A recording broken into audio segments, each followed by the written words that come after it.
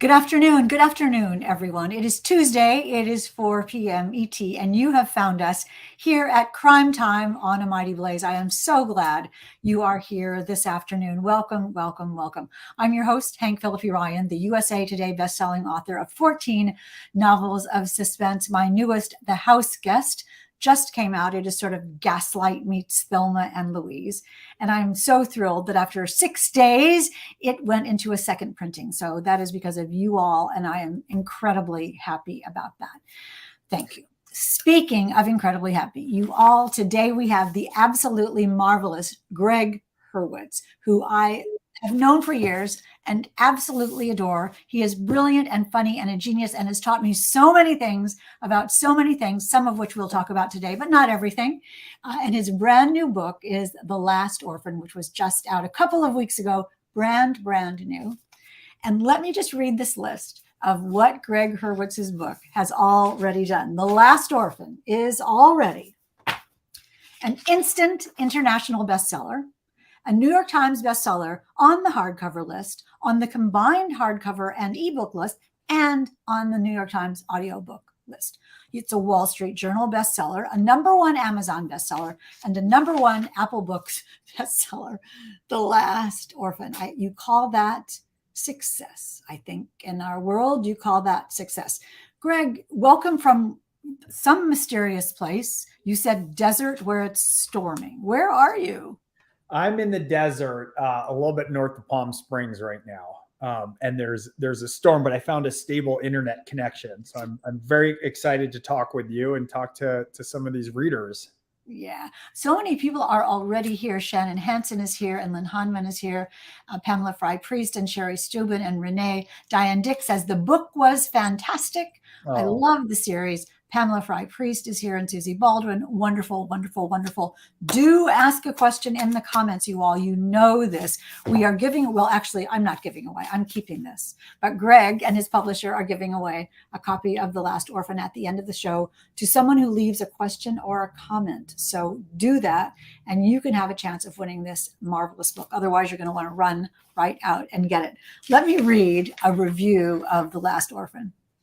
So you know, this is from the starred review from Booklist.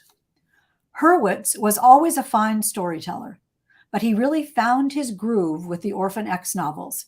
He's clearly having a lot of fun with this series. The writing is crisp. The action scenes are both clever and cinematic. The dialogue is pitch perfect, and the villains are deliciously detestable, which is pretty great. First class, says Booklist of The Last Orphan. Last Orphan, first class. I think that was what they meant. What did you think when you read that, Gregg, when you read something like that? The reviews? Yeah. I mean, that particular one, which listed, you know, action, dialogue, characters, writing, all the points that every author wants to hit. It's wonderful to have these books connect. I mean, the Orphan X series is connected with readers and reviewers first quite often, booksellers and librarians first. But to have it connect where it really means something to people and to get that feedback and have people coming up with bits and pieces. I mean, as you know, it's the best part in a lot of ways. It's fun hitting the bestseller lists and having it go on to those things that are like definable outward success in a way, but it's just great feeling like this story is recognized and received by people. Because if you don't have that, if you don't have people picking that up, then it's all sort of just a big exercise in self-indulgence, and so it's the connection. And that's really the special thing about writing novels is, if I write a screenplay, if I write a TV show, everyone goes and sees the same movie. Everybody has their own movie in their heads. It's a collaboration that isn't done until. Let me stop you just a tiny bit, Gregg. Let me just stop you and interrupt you. We're really kind of losing you on the internet. You were talking about when people see a movie, it is this, people are seeing the same movie, but even though people are reading a book, they see, I think you were saying, the movie in their mind a little bit differently. And I do think I agree with you that the books are fully realized when the reader reads them and that movie starts in their head. You all, are we still seeing Gregg is a little bit frozen? I am seeing in the frozen, says my producer, Margaret, almost back. Gregg, we may be needing you to come in on your phone. That might be something. Gregg had told us early on, my producer, Margaret Fennard, who's in the back room making all this work, has been told that Gregg's internet connection is a little iffy. And Gregg has been doing its best to get it. But if you're in the desert, in a thunderstorm, that can be a problem. Gregg, let us know if you want to come back on the, yes, Pamela saying a little frozen and fuzzy, which is good if it's a daiquiri, but not good if it is the author that you're interviewing. I'm going to just check the private chat, you all, to see if anybody is talking about what to do. You know what I'm going to do is I'm going to read you a little bit of the opening of Orphan X, not the prologue, because I want you to read that for yourself. But let me read you a little bit of the opening of Orphan X because it is so absolutely Gregg Hurwitz. You're never going to read anything like this by any other author but Gregg Hurwitz. And then we will see if we can get Gregg back via some other internet system. And if we can't get Gregg Hurwitz back, all of us will just talk about the book a little bit and you can ask questions. Shannon has loved Hank reading to us. I will do that. And we'll try to get Gregg back. And if not, we'll bring him back another time and we will still give away a book. So leave a question for Gregg or leave a question for me. You know that you are here at A Mighty Blaze. I'll tell you before Gregg comes back. If you don't know A Mighty Blaze, it was started at the beginning of the pandemic 3 years ago by the fabulous powerhouse duo of Jenna Blum and Caroline Levitt to keep us all reading and to keep us all talking and to keep us all discovering new authors. And we are so pleased that you have joined us here today in the midst of technical difficulties from Gregg Hurwitz. And he is in the desert in Palm Beach. He says, where Al Capone had his last stand or something like that. We'll get him to tell us about it when he comes back. Let me tell you a little bit about Gregg Hurwitz though, and then I'll read from the book. Oh, Gregg, you made it. You're back. You're back. I was just about to read from the first chapter of your novel. Great. I'm happy to listen. Well, let's get to that in a minute. Now that Gregg is back and has certainly conquered the internet, that's marvelous. Let me tell you all a little bit about Gregg Hurwitz specifically. And all of you are here saying such wonderful things about Orphan X and Gregg Hurwitz. Hank says, Hank, flying on your feet. Yes, well, This is why I want to do interviews with people who have like 97 Emmys, because if I cut out, you can just handle the whole event for me, Hank. I could talk about the Orphan X books for quite a long time. They're so satisfying and so much fun, so emotional though, with so much heart and so much thought, wryly funny, gorgeously researched. And I'll let you talk about that in a minute. But let me tell people who you are, Gregg. Gregg Hurwitz is the New York Times #1 internationally best-selling author of 23 thrillers, including the Orphan X series. It's probably more than 23, right, by now. His novels have won numerous literary awards and have been published in 33 languages. Gregg currently serves as the co-president of International Thriller Writers. Additionally, he's written screenplays and television scripts for many of the major studios and networks, comics for AWA, including the critically acclaimed anthology New Think, DC, and Marvel, poetry, political, and culture pieces for the Wall Street pieces, not peaches, you could do peaches too, pieces for the Wall Street Journal, The Guardian, The Bulwark, and others. And he helped, and I'm reading this to you all, he helped write the opening ceremony of the 2022 World Cup. What? You did what? What was that? It was amazing. That was a lot of fun. We helped kind of shape up the opening ceremony on creative. And then we wrote a dialogue between Morgan Freeman and there's a young Qatari influencer who was born without his legs. He's a very inspirational young man whose name is Ghanem. And he was in dialogue with Morgan Freeman. And we wrote their exchange and helped sort of weigh in on the creative for it. There's a big opening ceremony for the World Cup, and it's the first time it's ever been held in the Middle East. And Qatar very much wanted to have it be a celebration and an invitation to the rest of the world. So it was really fun.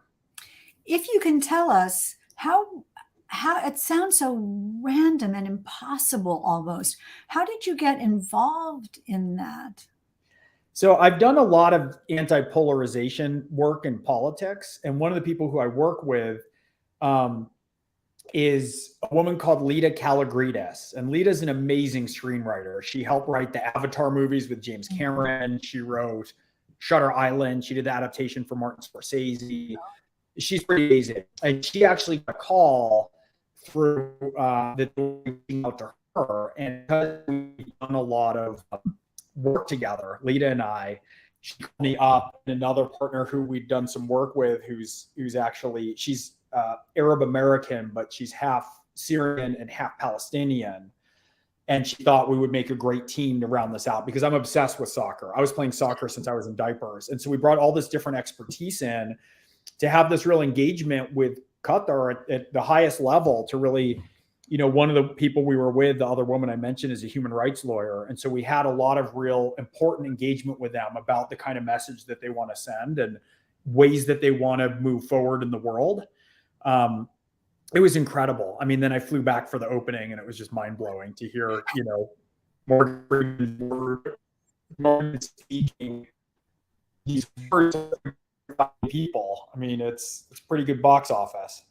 Well, it's amazing. And you're just a little bit garbled, but I think we're hearing just enough to hear the joy and the wonder and the delight and your connection with soccer. I wonder, though, and I promise then you all will get to talk about The Last Orphan, which is why we're here today. But this is so interesting and such another important part of your life, Gregg.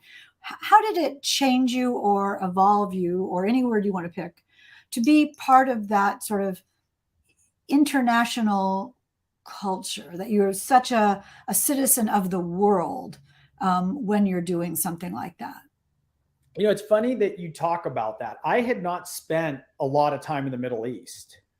I'd never been, actually. And so going there and being embraced by that culture, when I went back the second time, I went to the Sharjah Book Fair in UAE and then spent a week in Jordan, and then wound up again in Qatar. But it was fascinating for me to be in the world of Muslim storytelling, right? Mm-hmm. When I was in Jordan, I met with one of the film academies in Amman to talk to a lot of, and to sort of see and embody and have in conversations with people from a part of the world that I'd never been before. It was amazing. And then to see all the ways that they're kind of reaching out to connect with the rest of the world. They wanted the theme for the Olympics to be around unity. And they wanted to really welcome the Arab world first, and then the rest of the world into Qatar. And there's a lot about Qatar that's pretty amazing. And they were navigating also some pretty difficult press around different things like workers' rights. And so we had a lot of these conversations around it to figure out, what are ways in which they admitted and still have room to grow.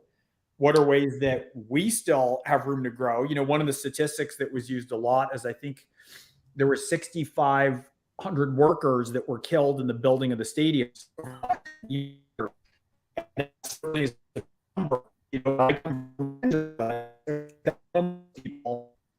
who died in the streets there.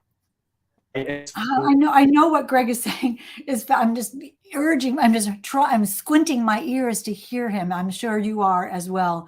And it's a little bit difficult, Gregg, for us to hear this story about, I know you're talking about the workers who were killed or injured in building the stadium, and how possibly the government could deal with that, with the press and with the people, and the sort of element of the show must go on, but in a way that's careful and respectful and acceptable. So are you hearing me, Gregg, now? Are you seeing? I'm hearing you. Can you hear me? Yes, now you're back. So you were talking about the I was saying is, obviously that's a number that's large and horrifying, but I come from Los Angeles, and we had 2,000 homeless people die in the streets last year, right? And so that's a lot of people for 1 year also. And so the dialogue really was about, we all have a lot of work to do, and how do we acknowledge where those are from our different countries. And I think there was a lot of ways that this was coming down a lot harsher on Qatar because it is a Muslim country, right? So when the World Cup was in Brazil,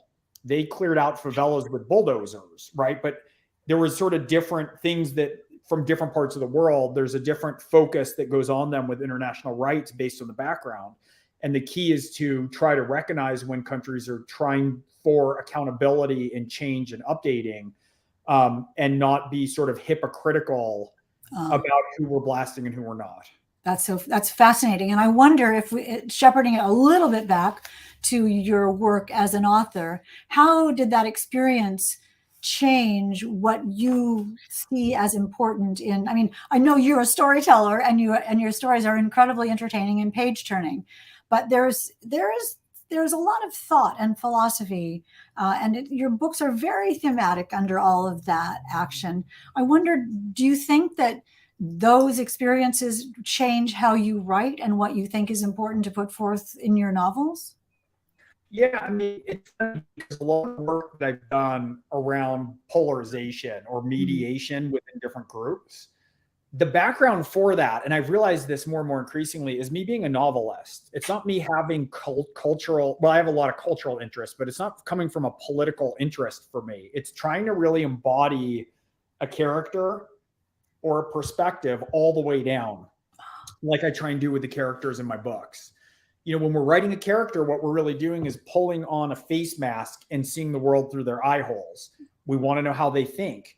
And so one of the things I love so much about traveling, and especially if there's sort of different stakes, if there's cultural stakes, if there's stuff that needs to be defended or contentious issues, is to really get an understanding of the position of what that different culture is or what the different characters are. And that's a lot of training from writing novels. I mean, I've been writing since I was 19 years old. It's a lot of training to really try to see and understand perspectives that are different, and going to a part of the world for the first time that really engages in the world, for me to have the humility to try to really understand that, to really try and take in different perspectives and different priorities and different frames and different ways of assessing things. That's what I'm doing constantly, because I don't want to write straw men villains, right? I want to write characters, all of whom have a perspective that puts them at the center of the story. Even secondary characters, even characters only appear for a page, right? We always want to have somebody be fully fleshed out. And so having international ventures or ventures into different cultures, especially around issues that can be contentious, is great practice for that. It's wonderful. And I think you can see your concern and your respect for people from all points of view in The Last Orphan. Even the people who are bad guys, we understand why they're doing it and what they think is good about the bad thing that they're doing. The characters are fully fleshed out. Before we get to that, though, talk a little bit about The Last Orphan. Talk about Orphan X, the beginning of the series, and tell us a little bit about this particular book. And don't forget, you all, this is The Last Orphan, the #1 everywhere best-selling novel by Gregg Hurwitz. We are giving away a copy of this today. If you leave a question or a comment, you'll be entered to win. Greg, just tell us a little bit about this book. Well, so Evan Smoak, for those of you who don't know him, was taken out of a foster home at the age of 12 and trained to be an assassin.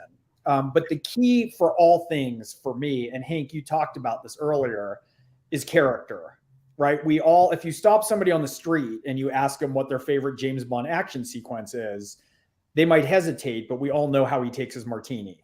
You know, everything's got to come back into character. And so Evan, when he was young, when he was 12, this is the backstory before the whole series starts.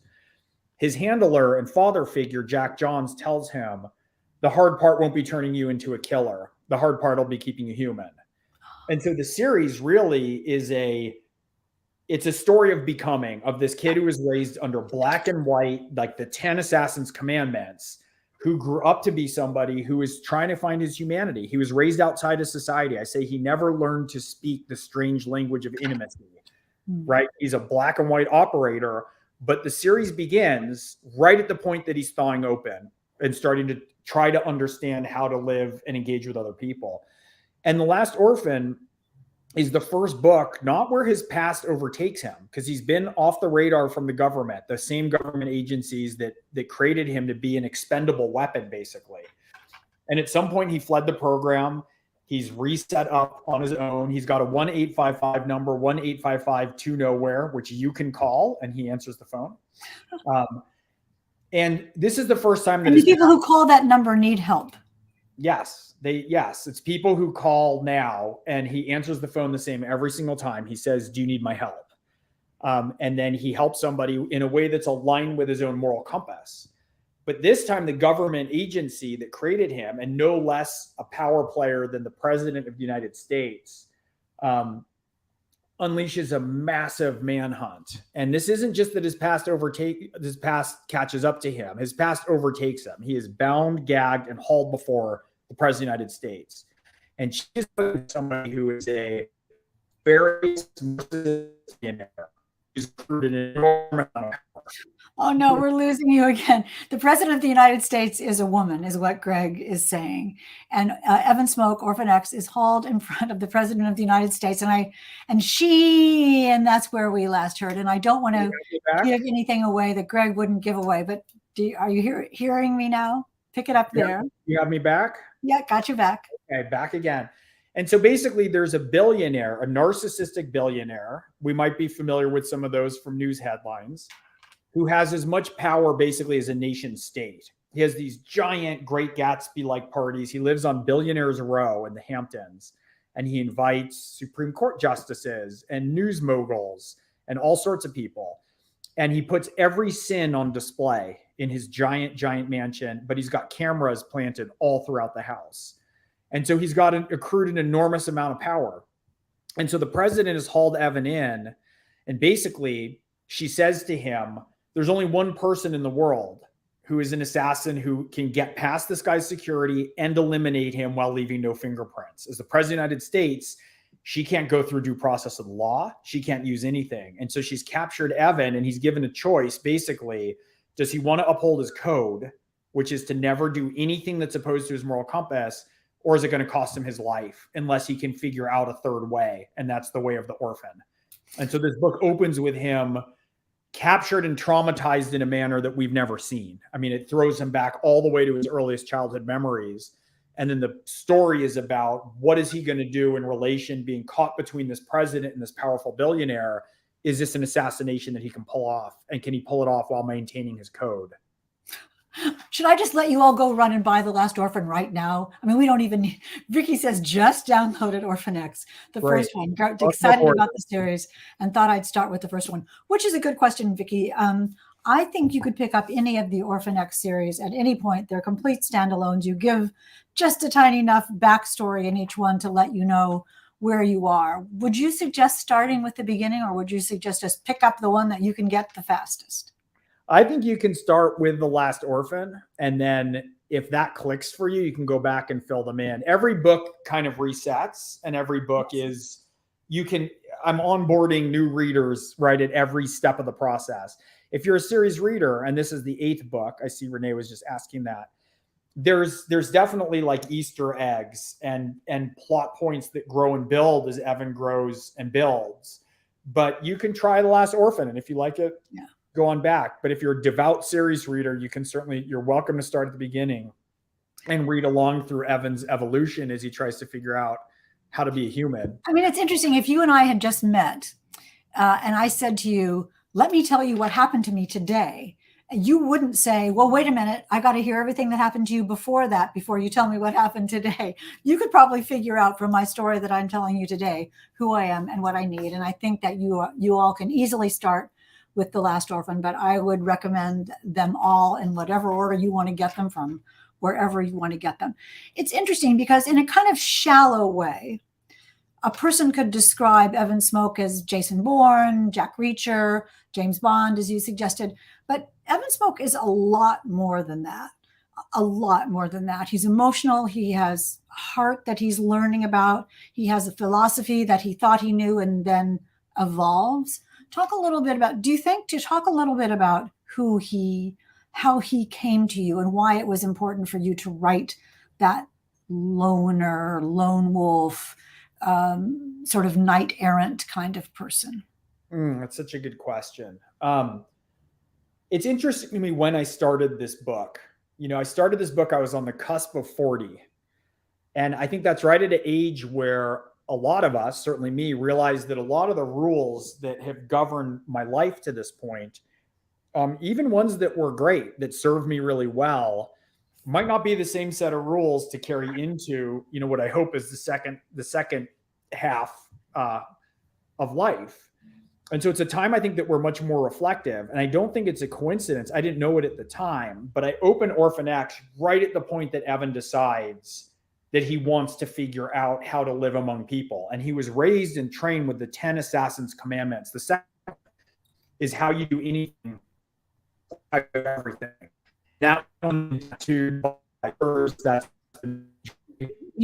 hang on one second, because the Assassin's Commandments are so fascinating and so chilling, and we just garbled the second one. So I'm going to stall and let you come back and tell us what the Assassin's Commandments are. You tell us throughout Orphan X, the 10 Assassin's Commandments are sprinkled through The Last Orphan and the other books, so we can know what they are every time. And they're chilling and clever and smart and deep every time I read them. So you were telling us about what number 2 is, Gregg. Yeah. Can you hear me okay, Hank? Yeah. You're such a pro. I love doing events with you. The second commandment is how you do anything is how you do everything. And that's been used by soldiers, have tattoos of that. People have had jewelry made. It's really been something that's important to people. Now, Evan struggles with OCD a little bit. Because you can see that how you do anything is how you do everything. Trying to align everything for operational perfection, of course, can turn into that. But I open the first Orphan X book is the first time that he breaks all 10 of the Assassin's Commandments, basically. And it's a process of him shattering out of the old kind of black and white way that he's lived his life. One of the ways that I describe it is that Evan, it's like he realizes he's Pinocchio, but he wants to be a real boy. And that point of realization is the beginning of the series as he thaws into greater complexity, greater intimacy. People are messy, right? Like you can be a perfectionist if you're all alone and operating in he's got this beautiful 7,000 square foot penthouse that's Scandinavian design, everything's spotless, everything's clean. But all these commandments that lock him into this world have to get thrown out the window when you're dealing with real people. If you want to engage in real emotion, if you want to feel some things, you have to feel maybe more things than you want to feel. And so he's trying to figure his way through that. And so why was it important to you to show that? Why was it important to you to take that kind of person as a character? Because it gives him a story, because it gives him an overarching goal, because it gives him a philosophical desire?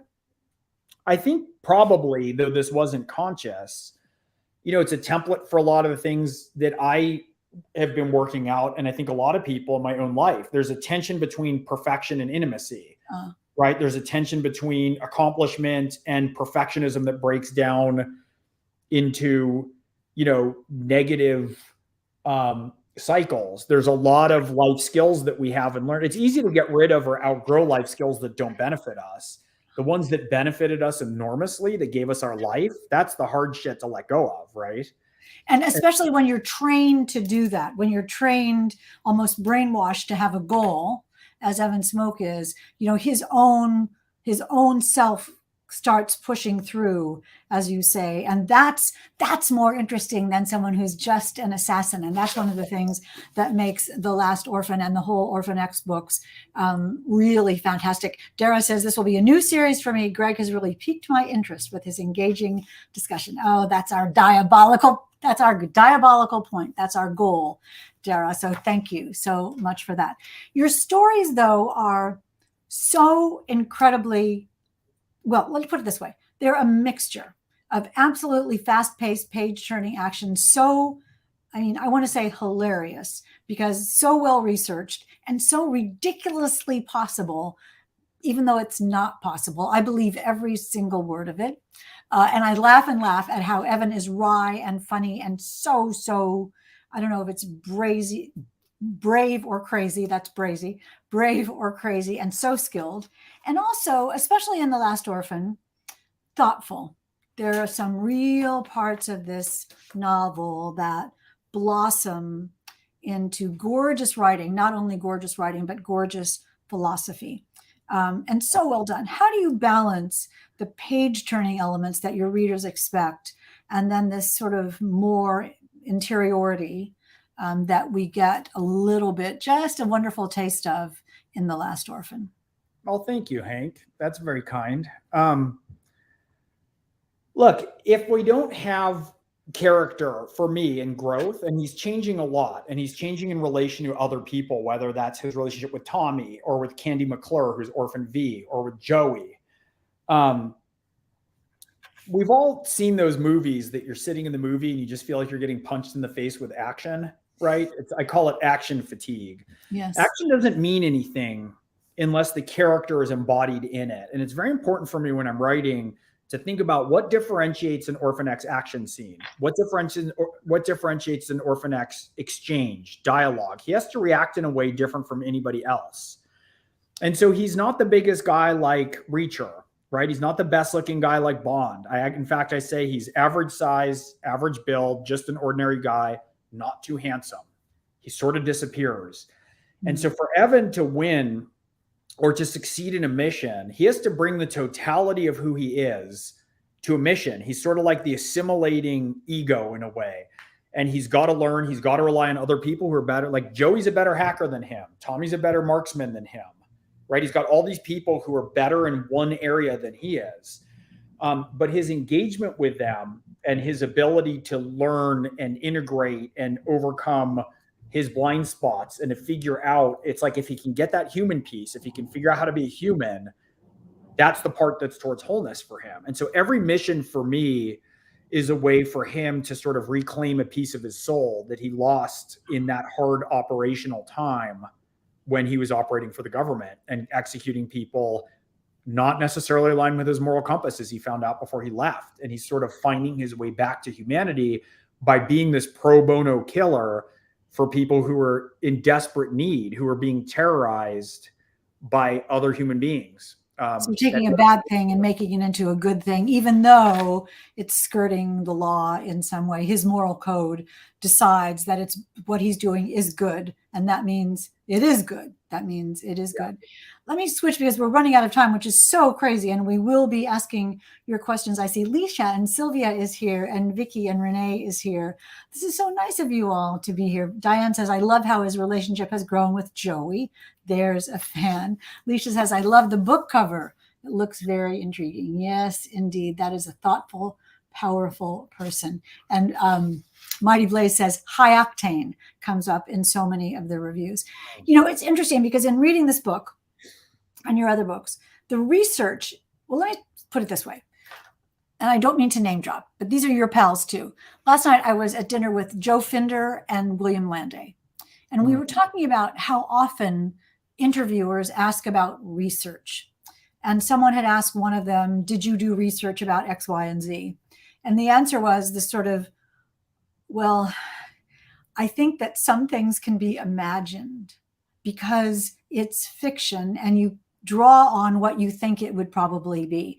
But in your book, from interior design to martial arts, it feels absolutely authentic. I mean, it just completely authentic. So how much do you know or research those things?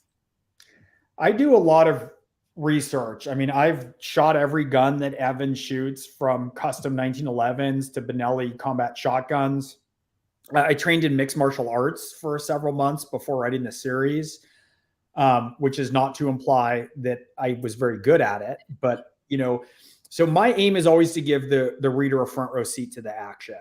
You know, and then I have subject matter experts. I have a hacker who's incredible, right? So every time I'm writing about Joey and her dialogue with Evan, I'm running this by subject matter experts, because my job is both to carry the reader across the suspension of disbelief and also to give them a front row seat to the action. And if I'm getting choked out on a training mat and understanding the unique kind of pain and claustrophobia that entails, I can write about it more vividly than if I'm just sort of summarizing other books and movies I read. And that's where we get the more cliched descriptions, like, and then everything went black.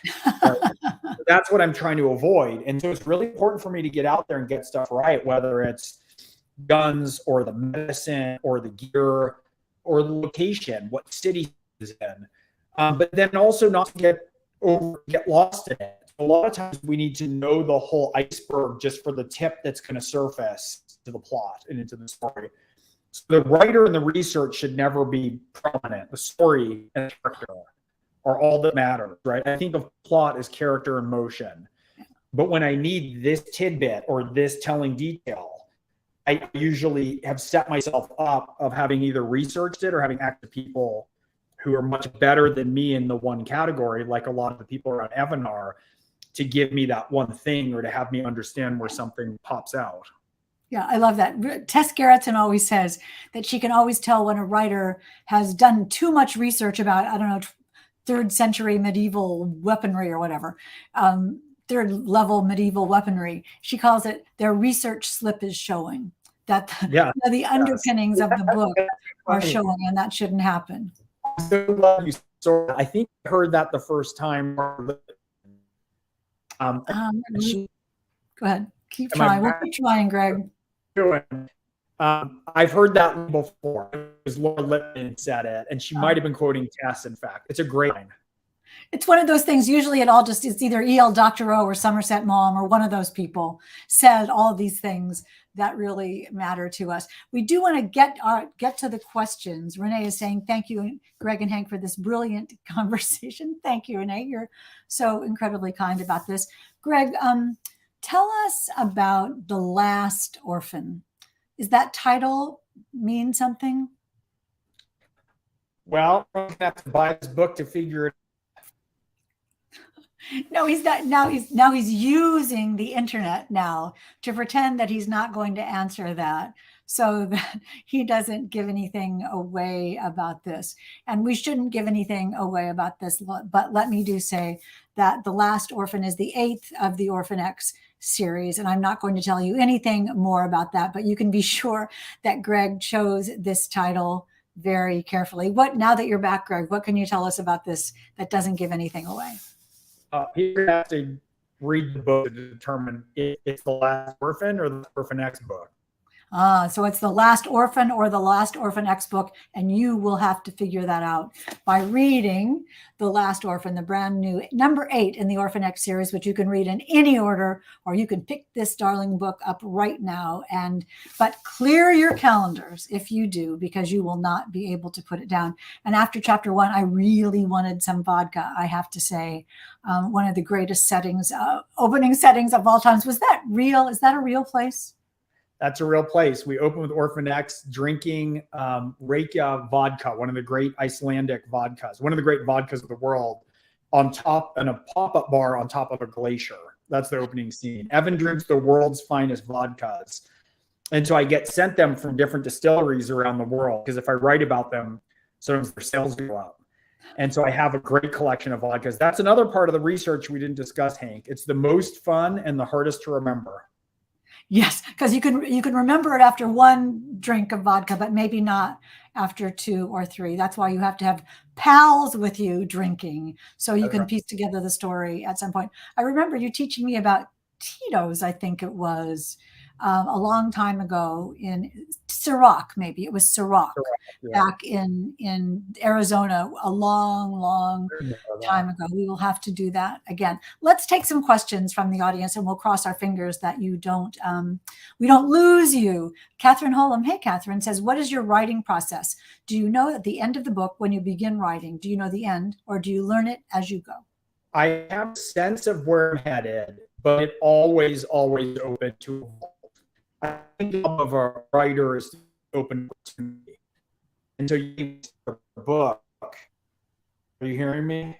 Yeah, I'm getting that you have a sense of where the ending is, but you're always open to making it be different. And then you said some writers, something. Well, I think about the books is those indoor climbing walls. I know where I have big chunky scenes enough to get across the wall. I know there's enough to get across the story. I don't know if I'm going to get to a big scene in the middle of the second act with my left hand or my right foot, but I know it's going to be there. And so I have a sense of the route, and I tend to have some chunky of I'm things going to with interrupt you again, but I think if I can interpret this to all, this is a new skill that Gregg is talking about, that his writing, that he kind of knows the ending, although it's open to change. And then he gets there by like climbing one of those climbing walls that has holds and nooks and crannies. And he's climbing the way up somewhere, but he doesn't know if he's going to get to the next step with his left hand or his right foot or what he's going to clamp onto, but he's going in a general direction. And then you go back and edit, of course, to make it all be gorgeous and beautiful. I mean, you do edit, right? You don't just send in a first draft. I can be editing as I write also. Yeah, absolutely. All right, let's try. Let's give it a try, you all. A couple more questions. If you could collaborate, says Darlene. Hey, Darlene, if you could collaborate with any author, dead or alive, who would you pick? Ooh, that's a toughie. Faulkner. You could collaborating with Faulkner might be, let's say, interesting, contentious, but certainly illuminating. We'd never run out of vodka. We'd never run out of bourbon. We'd never run out of bourbon. Yeah, you're picking Faulkner for the bourbon. That's not a bad idea. I love Faulkner. Oh man. Is that where in these passages we were talking about, the very literary passages that dot The Last Orphan, do you let your mind go in a different way than you do when you're writing the action scenes? It kind of goes where it wants to go. I mean, I have a lot of different influences. And so sometimes I write cut down, sometimes I get more expansive. It's sort of whatever the scene in the book is, whatever it is suited to. And the biggest thing is I don't want to have too many styles that are jarring, though when I'm in the voice of different characters, like when I'm writing Luke Devine, who is this narcissistic, manic, brilliant billionaire, his cadence of thought is very, very different. And so the language he's going to use can tend a little more florid. He thinks in one sentences, he can't get thoughts running together. And Evan tends to be much more Evan tends to be more, I want to hear that word. Concise. Okay, that's good. I was trying to guess, but I wanted you to say it. Let's see what Darlene says. Great choice with Faulkner. I think I would choose Shakespeare because I want to make sure that he did live. I'm convinced he did. And what a brilliant person. So that would be fun. That would be fun to do as well. Let me just see. I know that Margaret is looking for more questions. Is there a piece of this book that grew out of your life, says A Mighty Blaze, during the pandemic? Did that affect you? How did that affect you? The Luke Devine's parents, I point out, died during the pandemic. So I introduced it into the life of the book. We'll talk a little bit about that. Well, I didn't write a book that's set in the pandemic. I want to acknowledge that it happened and have it as a factor, but I never wrote a book that deals with masking and something that I want to set and live inside for a full year, as I was already living inside it. So fictionally, I put it in the past tense. For me, it was very hard on a lot of the people around me. I think as a novelist, I'm pretty well suited. I have a blank screen, I have an office, I have my Rhodesian Ridgebacks. Dog the dog in the books is a Rhodesian Ridgeback, and I got a lot of I have a nice full bar in the house. And so my joke was the first 6-7 months of the pandemic, aside from the stress of people who I care about around me, yes. I almost wouldn't have noticed it myself. Yeah, I hope you're hearing that Gregg is saying with his Rhodesian Ridgebacks and his family and his solitary life in his office with his computer, that if he had known there was a pandemic, it's pretty much how he always lived, but that he was trying to respect the pandemic and acknowledge loss during the pandemic. And that's how it affected him in the book. I hope I'm not paraphrasing this terribly. Catherine says, I love seeing pictures of your beautiful dog. Sylvia says, do you read your work in progress aloud? Says Sylvia, at any time in the writing process. Do you read your work in process aloud? Only sentences that are snarl up or don't feel good. Not generally, but if I have something sticky, I'll read it a few times to see if I can catch the cadence of where the snarl is. Yeah. So Gregg is saying only when this dialogue doesn't sound right. And he figures that if he says it out loud, maybe he can get the cadence right or figure out what's wrong with the sentence. Sometimes it's just one little word that's in the wrong place. Leisha is asking, who has been your hardest character to write about and why? That's a hard question. And Gregg, there's a character in the last Echo, and she is a one-time girlfriend to Luke Devine, and she was very, very tricky to write for me for a variety of reasons. Because I wanted her to be in relationship with Luke Devine, who, as they said, is this sort of narcissistic, manic force, but still have something in her that's likable, right? And still have a reason why she was in him and could smooth his rough edges without making her subservient and unlikable. And figuring out how to turn those dials and to thread that balance was very tricky. Yeah. It's a character called Echo, Gregg says, who's the girlfriend of Luke Devine. So you will all have to read the Orphan X series to find out who Echo is and see how Gregg did. And if you have not met Evan Smoak, these are books that you really need to read. You can start with The Last Orphan or finish with The Last Orphan, but it doesn't matter. This is a character who you will devour. And I'm so pleased to talk with Gregg this afternoon. We're going to spin the wheel of fun and see who wins The Last Orphan. Let's see how that goes. I love this. We tried to have music for this, Gregg, but it didn't really work. We're still working on the music. And the winner is... not going to complain about technical difficulties. Vicky Walters. Yeah, well, okay. But the bar is low for technical difficulties. And Vicky Walters wins. And just email me, Vicky, and we will get you your book. The rest of you just run out in about 30 seconds and grab your ebook or audiobook or book of The Last Orphan. You will absolutely love that. Gregg, you are fabulous. You are such a stalwart to stick through the internet difficulties. Thank you. Thank you for doing this. I feel like you did 1.5 times the interview because you were like half of the answers. So thank you, Hank. You did a great job. And I want to thank all the readers out there for bearing with us through this. It's nice to talk to you even from a spotty connection in the middle of the desert. So thank you all. It's been nice talking with you. Yes, the technology has let us do this for better or for worse, and it is better with you, Gregg Hurwitz. Thank you so much. Before we go, really, really quickly, let me tell you that next Tuesday at 4 p.m. ET, you will want to be here for Jessa Maxwell, where we hear about the book, The Golden Spoon, which is wonderful. It's sort of Agatha Christie-esque, closed room mystery, locked mansion mystery, I should say, locked mansion mystery, in a cooking competition. I ask you, what could be more fun than that? The Golden Spoon by Jessa Maxwell. So we will meet Jessa and talk with her about this hilarious and adorable and really witty, clever book next Tuesday at 4 p.m. ET, right here on Crime Time on A Mighty Blaze. Until then, thank you all for coming. And remember, it is always safe inside a book. And we will see you next time.